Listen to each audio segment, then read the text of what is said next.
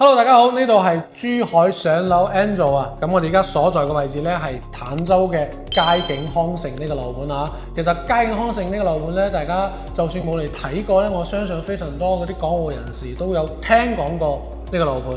咁我哋而家所在嘅位置咧就係個三期佳景康城嘅3期永東巴士嘅候車廳，係專門俾我哋嘅香港業主特登設立嘅一個候車廳啊！我而家感受到啦，上面有嗰張空調喺度吹緊啦，同埋個翡翠衛視喺度播緊嘅實時專線嚇。咁其實啱啱從個售樓處行到嚟呢度啊，大概有10分鐘嘅路程啦。我感受非常深啊！點解呢？因為我發覺周邊啲商鋪、啲商業咧，全部都係發展商自持嘅啊，麥當勞啦，平時食飯啦、豬腳飯啦，非常多揼骨嗰啲地方都有啊。基本上生活所需，吃喝玩樂啊都冇問題。咁我哋睇到啦，啱啱我導咗個航啊，同個珠澳人工島個位置過嚟呢度係20分鐘，我哋過去翻到去22分鐘嘅路程，其實我覺得非常之友好。加上呢個永東巴士站咧會有8班嘅車次嘅。OK， 咁我哋今日嘅咧比較簡單啊，因為呢個樓盤咧，我相信非常多人都已經了解過㗎啦嚇。我哋而家喺度加推嘅咩咧？加推嘅咧就係3期嘅樓王同埋4期嘅89方到118方，比較容易上車嘅戶型啊。加上聽講今次嘅樓盤嘅裝修咧，其實係有升級嘅。OK， 咁跟住我哋鏡頭睇下有冇示範單位。OK， 咁呢個105平方嘅3房2衛咧，我覺得喺從入戶個位呢個位開始啊，大家可以整個鞋櫃喺呢個位。啱好貼住個瓷磚啦，因為我腳係43碼嘅，44碼嘅，所以完全係夠用嘅。再加上每一個都有獨立嘅系統啦，睇到我哋翻屋企同埋樓下監控嘅。105平方最大嘅，我覺得都係廚房啊。廚房呢邊同樣係同其他戶型都一樣，有一個單獨嘅生活陽台啦，同樣都係雙開門嘅冰箱位啦。交樓標準全部都係個方太嘅，好似係只有118平方嘅係嗰個西門子，其他都係方太，同埋個小籠櫃啦，都俾大家做到交樓標準啦。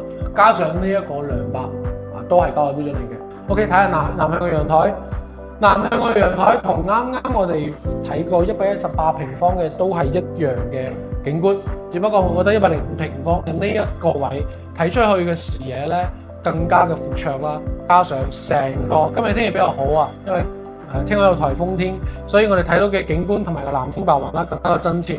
加上我哋嘅小區園林啦、豐益廉朗啦，全部都喺度整緊。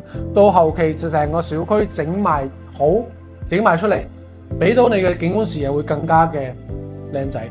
OK， 同樣我哋嘅背景牆都係交樓標準嚟嘅啊，105平方，因為我哋所在嘅示範單位咧都係交樓標準嘅樣板間。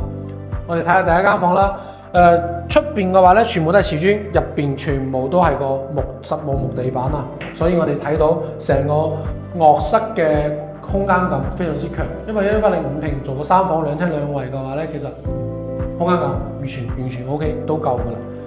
再睇下全屋都係嘅日立嘅中空調啊，都係交樓標準嚟嘅。同我哋嗰邊嘅示範單位唔一樣。最大嘅點係呢個係個檐板，嗰邊係個大理石，沿到呢邊俾大家都係做個新空間出嚟啦。加上我覺得呢個櫃個下邊咧係好方便清潔嘅啊，因為佢冇個管道喺度。如果係個管中間插到嘅話，到時拖地嘅話好麻煩嘅。加上我哋嘅可斯亞雅嘅馬桶啦，同埋呢個衛浴嘅3件套，全部都係俾到大家交樓標準。加上呢一個都係有個隱藏式嘅百葉窗，因為保存到你沖涼嘅私密空間之外啦，仲有個遮陽個功能。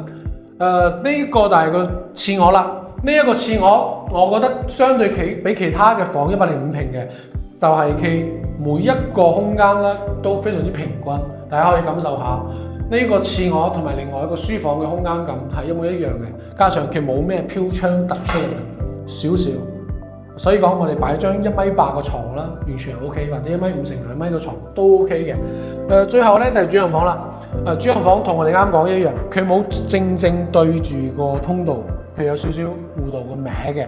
加上主人房嘅105平嘅收納空間啦，個廁所啦，我覺得都非常之強。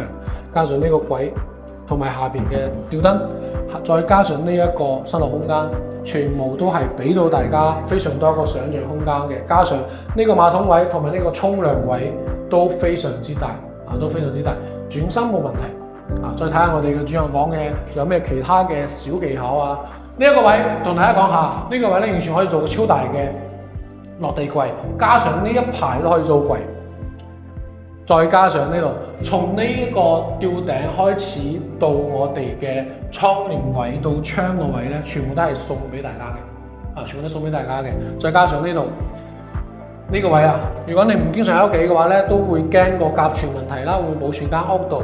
喺呢個位咧有個細細地嘅新風系統俾到大家嘅。我覺得最早做呢個系統嘅陣時係個人行嘅發展商啦。